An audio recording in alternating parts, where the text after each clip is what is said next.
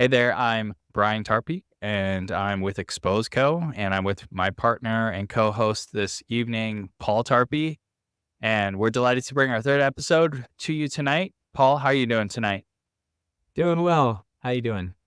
I'm doing good, feeling good, ready to tackle and excited to tackle a new topic. So, what's on the plate? What's on the menu tonight? Yeah, so tonight I want to talk a little bit about taking the power out of the call.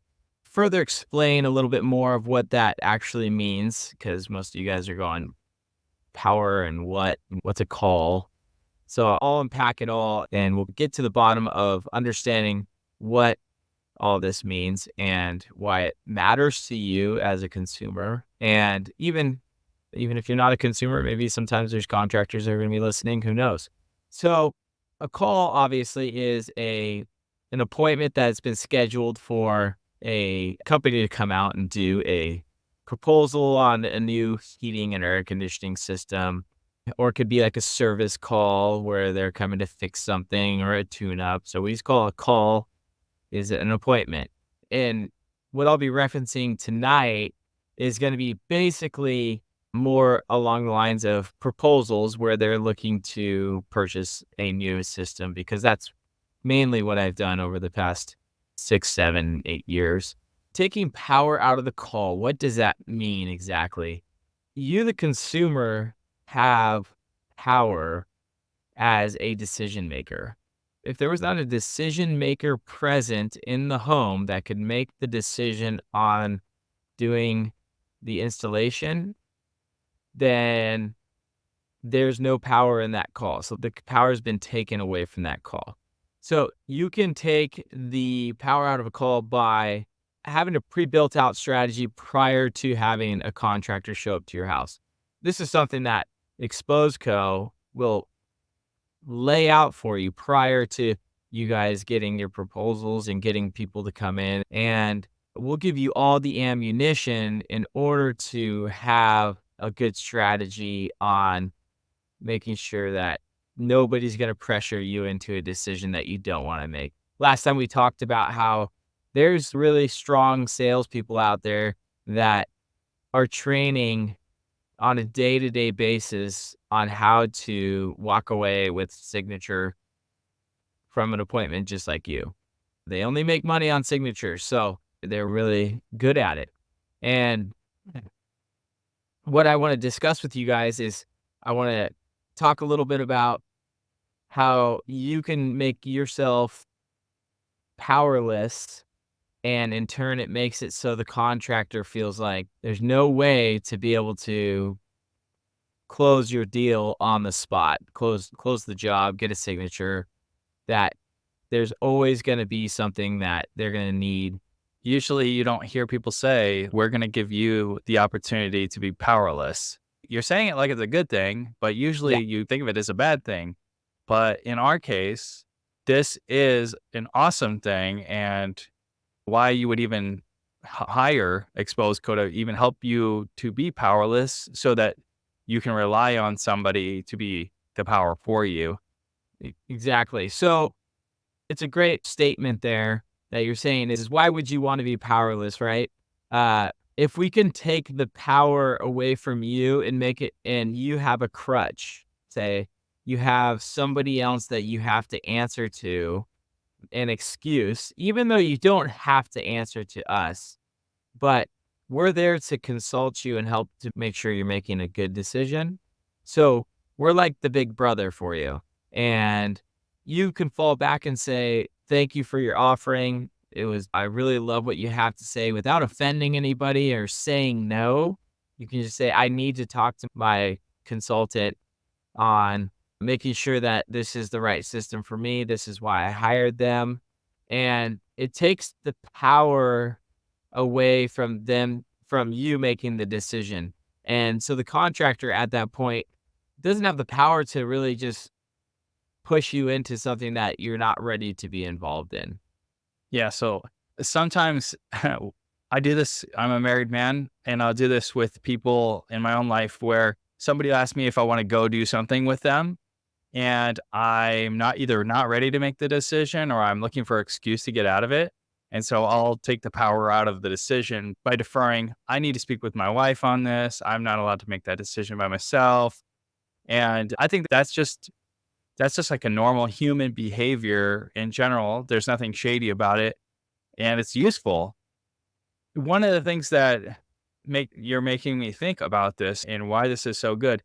What you had said before was that the salespeople are trained to sniff out your bad reasons to not do something. So your bad excuses. So you'll act like you aren't the decision maker. Let's just say we just pretend that we're not the decision maker. We have to talk to somebody on it. And then afterward, like they'll sniff it out and make you become the decision maker and make it so that you're ready to make a decision. So it's funny that you bring that up because a trained salesperson, like I said, these guys, they train on a daily basis and a weekly basis with other salespeople. Every job or every call, we say, every time we go to a proposal, they're training. Even if the proposal is not a good one where they don't think they're going to actually close it, if it's a good salesperson, they're just going to sit there and they're going to train themselves on that call to continue to sharpen their skills. Now, a good trained salesperson they will probe you. The wife excuse or the husband excuse, spouse excuse, a lot of times will be weeded out at the beginning of the call. For example, there's a full strategy around getting the spouse on the phone to help make a decision on the spot. Just simply asking, can we get your spouse on the phone? This is an important decision for both you guys to make. I don't want you to get in trouble. This is a big deal. Can we give them a call right now? A lot of people would be like, oh yeah, let me try. And people know that having that excuse, that open excuse is a way they can get out of the hot seat of making a decision. And they use that same excuse all the time, but they don't actually expect that the salesman's going to call them on it and say, hey, let's give them a call right now. Let's talk to him since you like everything. And they'll come up with excuses like, oh, he's really busy. He's at work.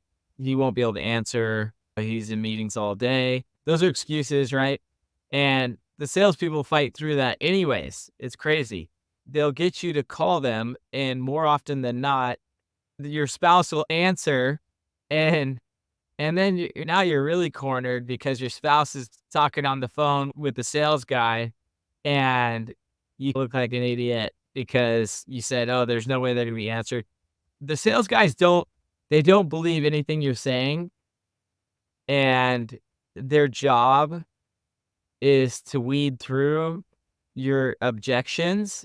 That's what they are. It's called objection handling. So they handle the objections until they get the right answer. And handling the objections is just having a way to come back at you in a respectful way that's not going to offend you, but keep pushing through to get to the next objection until you finally say yes. So they say, I forget the exact amount, but they say if you break down 5 objections, you usually get a yes. It's either 5 or 7. I forget from the coaching that I used to be involved in, but it's pretty interesting how true that is. From a communication standpoint, that whenever somebody feels like they're inconsistent, like if they're caught in a lie, even if what they're saying they believe to be true, like my husband's busy or my wife is busy and I can't get a hold of them. And then the salesman does the absurd thing, the rude thing, and demands that they call that person now anyway, just to see who would do that. But salesmen are trained to present that in such a way that you would receive that. And then from a communication standpoint, when you're caught there, you feel what's called cognitive dissonance. You've been revealed, and so you feel like obligated to move forward because there's this pressure that's been put on you. And now what do you do? The only thing that you can do is save face. And it's a cognitive pain if you don't save face. It's just interesting from a comm theory perspective, just how that psychology works and how salesmen have been trained to push through those kind of things. Yeah. So people remember, we're talking about air conditioning sales guys here. We're not talking about like high level, some type of real estate sales guy that's, you know, You're doing these huge we're talking about guys that come into your house to sell you an air conditioner. And this is the level of training that a lot of these guys, especially in the larger companies, there's going to be some difference between companies that have sales tactics, but don't be fooled. Even the small guys, a lot of those small guys are people that worked for big companies and they went and started their own business. So they're well trained and then they just implemented that into their own business. A well-trained sales guy will work their way through each and every single objection of you taking the power out of the call. Now, having Exposeco as your objection is a bulletproof objection because you're not going to be able to just call us and we're not going to answer and we will not let you make a decision on the spot. We would not ever allow you to make a decision on the spot because what we're going to do is we analyze to make sure that the decision you're making is it good, quality, accurate, quote, and the promises that they're making are going to be able to be kept and that they're the right fit for you and your family and your needs. The decision maker is taken away when we tell you you can't make a decision until we look things over because that's what you paid for us to do. We're here to protect you. And we're here to make sure that, look, you don't get screwed at the end. We want to take those variables and make them as least likely as possible to ever happen to you. So when you have somebody like us that will help you make that decision, obviously in the end, you're going to make that decision, but we need to have all the information to make sure that your decision is an accurate, good decision. And we can't do that. We will not do that on the spot over a phone call. So just know that when you have Exposeco by your side, the power of the call gets taken out of there. They are going to be forced to send over their offering, and we're going to be able to compare them and make sure that what they're providing you is what you need. They're not overselling you, underselling you. They're actually giving you what you need. Yeah, that's a little bit a high level about taking the power out of the call. Those sales guys, like I said, they're really well trained and they will find ways to get whoever needs to be there, whoever needs to be present, whether it's via phone, whether it's via video chat, whether they'll reschedule a time to come back out. That's another tactic that they use is they withhold their information from you and they reschedule another time for you and your husband or you and your wife to be there so we can all go through it together to make sure everybody's on the same page. That's a common tactic. And once they get you guys all in the same room, then they can start working through objections to both you guys and get a signature. That's a kind of a high level. Is this a good time to talk about the other side of that? Because I could assume that someone would say, I can find a bulletproof objection to closing a deal on the spot. I could do that part. I could come up with something, a plan, like maybe it would even be a challenge for somebody to do. And maybe they could. But that's not even the main point of it. The whole point of it is that you get multiple estimates. It's so crucial to the whole process. And I think many people think, I got one good estimate, I'm ready to roll. And that is just so not the case. It seems like with what we're talking about here, the point isn't just that you can say no so that we can evaluate it for you. It's also so that you can get someone else in there and you don't feel like you have to close right now. Can you talk about like the importance of not just getting one estimate? Yeah, no, that's completely true. It's extremely important because you get a good person out there the first time, they're gonna dangle all these carrots in front of your face that seem super awesome. They're making everything sound like it's the stars are aligning for you right now. And it's time to act because the stars don't align very often, if ever. That's the mentality that will be brought to you to get you to not explore those other options. And oftentimes you'll see price differences on systems. You'll see some for $20,000. You'll see another one for $12,000. And the one for $12,000 might actually be better than the one that's $20,000. That's a real fact in the HVAC industry. And the guy that is doing it for $12,000 is a smaller time guy, and he's actually probably going to put it in himself and do a better job than somebody that has 30 different guys that have mediocre training to do the job and don't take as much pride in their work because they're just living paycheck to paycheck and working to just have a job. So they're not there, they're not passionate about what they're doing, and they're not passionate about their reputation. They just got hired from this company. And then there's $20,000 companies that provide a ton of value for what they're doing. There's a reason why they're $8,000 more than the other guy as well. But that's why you have Exposeco, to be able to reveal the hidden truths and the smoke and mirrors as well, is so we can really decipher what's actual, not what somebody told you, what a sales guy told you, because we're not going to rely on that. We're going to rely on facts.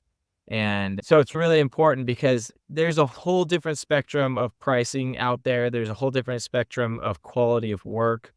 There's a lot of different factors when it comes to added protections, guarantees, licenses, permits, insurance, reputation. The list could go on and on.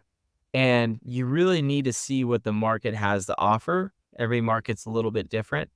But in the end, air conditioning and heating is relatively the same. Definitely want to get a good sampling of your market, and getting pricing from a large, medium, and small company is suggested. You want to have a little bit of all.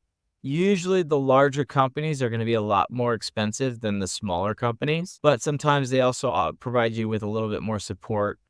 So there's some benefits and there's some drawbacks. And that's not a matter of fact. That's just from experience. But every market's different. And some markets have large companies that aren't so good. And some markets have small companies that aren't so good too. It seems like the opposite is the case when it comes to retail. When we think about the size of the seller, oftentimes they have the cheaper products because they can buy them in bulk, et cetera, and they get a better price. But it's actually not the case when it comes to heating and air conditioning contractors. From what they mark up, they have a higher overhead in terms of advertising, a higher overhead on a lot of different metrics, that their are often just higher to end up covering some of those things. Has that been your experience as a business owner? There's different levels of companies, like a company that has 4 or 5 employees, a company that has 20 employees, and a company that has 3,000 employees. So there's kind of levels of that truth, and the fact of there's a level of sophistication as they grow. So there's a company that if they have 4 or 5 employees, a lot of times that company is not necessarily sophisticated when it comes to sales tactics, being able to organize their services to maximize their potential for their sales guys to be in good positions to be able to upsell stuff like newer equipment or other things. So the larger companies are usually going to be, especially like the 2,000-3,000 employee type of companies, are going to be very organized in what they do and thought out. And then the medium-sized companies can be a lot like them, but just on a smaller scale. And the smaller companies, a lot of times, they're just out there just providing good service and they're making a paycheck. They're providing for their families. And sometimes the owner is actually doing a lot of the work, or they have a right-hand man who's doing a lot of the work and they're doing the estimating and so forth. With what I just said, it probably sounds, oh yeah, the small guy is the best option. Then you also get the small guys that they don't pay their bills. They're really bad about that and they end up going out of business. And in turn, you have your warranty that they promised you no longer exists because they aren't around anymore. So there is benefits and drawbacks to each one of those things, but that's where we come in. We do the vetting to know whether somebody's going to stick around by their reputation and how they've conducted themselves in their business, and we're able to check and see if their insurance is paid up, their licenses are active. There's a lot of different things if they're pulling permits like they should be. There's a lot of different things that we're able to check that, frankly, you're going to have to do a ton of research just to figure it out. And it's not really worth your time at the end of the day when we know exactly where to look and vet those things. Yeah, there's a ton of power in having a couple different companies out. And even if you get 4 or 5, even 6, 3 is not like I would suggest getting 4 or 5. Air conditioning companies are going to hate me for saying this, but getting 4 or 5 estimates gives you a really good sampling of what's going on. And a lot of times you can take the 3 that you like the most, the people that you like dealing with the most, and then we can see which one's actually giving you what they promised. Because a lot of times people that you like a lot are usually the best salesmen. I don't want you guys to walk away from this episode and go, "Oh man, these salesmen, I'm gonna see them and they're gonna look all greased. They're gonna have their hair greased back and they're gonna come in there with shiny shoes and they're gonna be They require. wearing a suit and tie." No, these guys are gonna come in it with Vans on and they're gonna having a tape measure on the side of their tool belt, and they're gonna be coming in with work boots on and look like a service professional. And those guys are just as skilled as the guy with the greasy hair. And that's probably the hardest part because you get in front of somebody and you may mentally prepared for this moment, but then you see a real person and they're really genuine and sincere. And I believe that most of those people are. And so it's Absolutely. really hard to just slow it down to even want to. And I know when you said go and get 4 or 5 estimates, like part of me like got a little indigestion at the idea of having to meet with that many salespeople. But that's maybe where we come in terms of we provide a guide to getting estimates and providing like before you meet the contractor guides and to prepare the contractor or the salesperson with hugely important information. Excuse me, I'm not going to give you more than this amount of time. I'm going to be getting multiple estimates. I'm working with somebody who's going to review these estimates. Just by laying that kind of a groundwork, it doesn't have to be such a monumental task. And it really doesn't have to be about the salesman's personality because at the end of the day, that person's not even going to install it. Yeah, exactly. Also, when we're giving them the guide to know exactly what they need to be quoting, there's no reason why they need to be there for a very long time, because we're actually doing the legwork for them to make sure that they know exactly what they should be providing you a quote for. There's not there's no dog and pony show going on. They're not gonna be there spending hours on end in your home. Good salesmen, if you didn't have those tools, the good salesman will be parking at your house, sitting there having a conversation with you for 2+ hours and going through a big process in order to provide you with accurate quotes. And when we provide you with the list of what you need to get quoted, now you're getting quotes from every single contractor for the same thing. And you're not having to have to deal with the Air Plus guys or the whatever HVAC masters or whoever they are quoting 2 separate things that are totally different, and you can't really tell who's actually better because one quoted something way cheaper than what the other guy quoted, but the other guy is providing better warranty and so forth. So we take the confusion out of all that and we'll create an actual sheet, a specifications sheet to allow the contractors to know exactly what your desire is to get out of the job. That is one of the things that we do provide with some of our options. And I think that that is like monumental for getting what you want actually installed in your home and getting the best price for it and also getting the best service, because we're going to take the all the garbage and filter it out of what you're having to have to deal with when you're getting those proposals. It should significantly help time and also accuracy on getting your job done and hopefully allow you to stay within a pretty good budget. From your perspective, like as a salesperson, when you were a salesperson, I'm sure you wanted to close every call that you went to. When somebody was doing their due diligence and taking the time to get multiple estimates, did you ever feel like that was unethical or if that was like not right? That anytime they call a company that they should have to pay something to have someone's time covered? Because I think some people will feel guilty in some regard.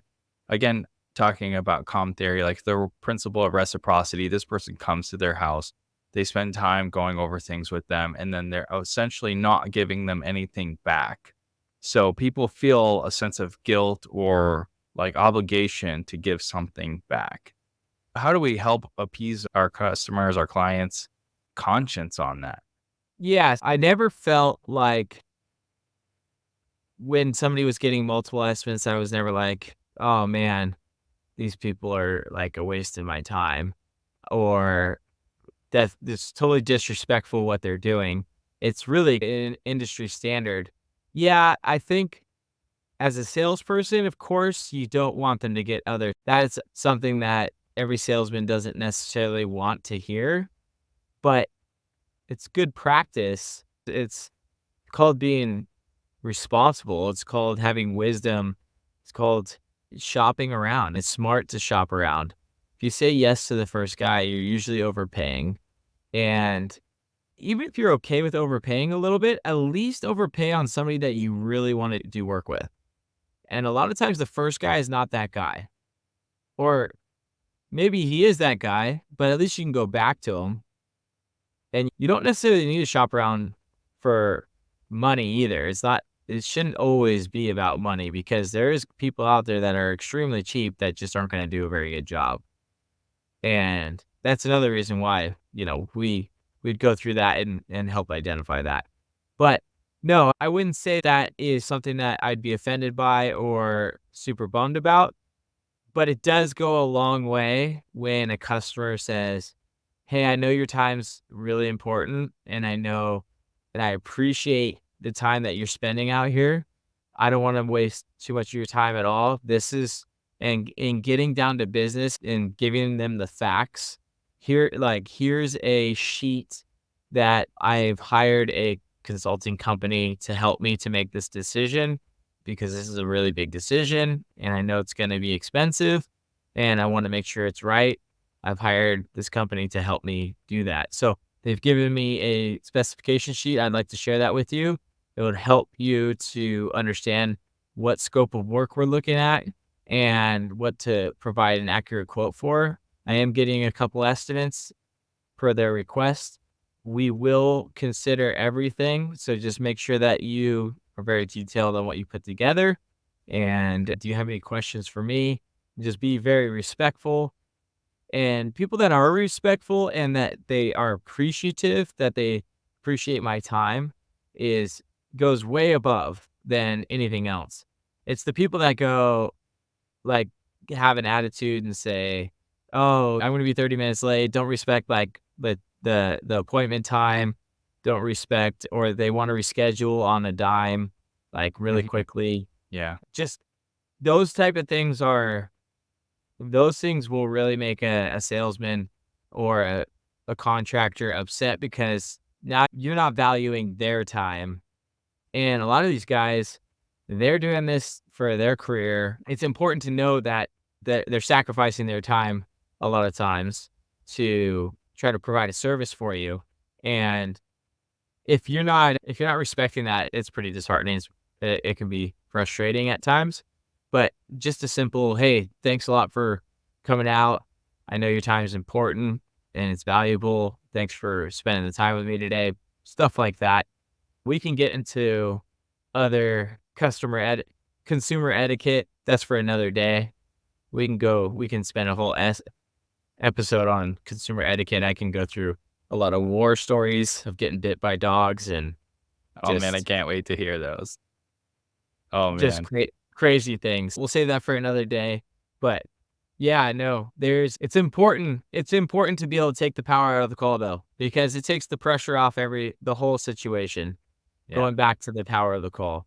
If we can make sure the decision maker gets eliminated from the situation, you don't have to sit there and feel like you're pressured into anything because you can't make that decision. You've already committed not to. That goes away. Yeah. That is such a powerful tool, what you're saying. And I can concede that the whole process will go so much smoother if somebody has already some of those things outlined for them up front so that they know it's almost like a script they've been given. They know what to say. Hey, I'm going to get multiple estimates, like you said. And some of these other lines that kind of help cut to the chase.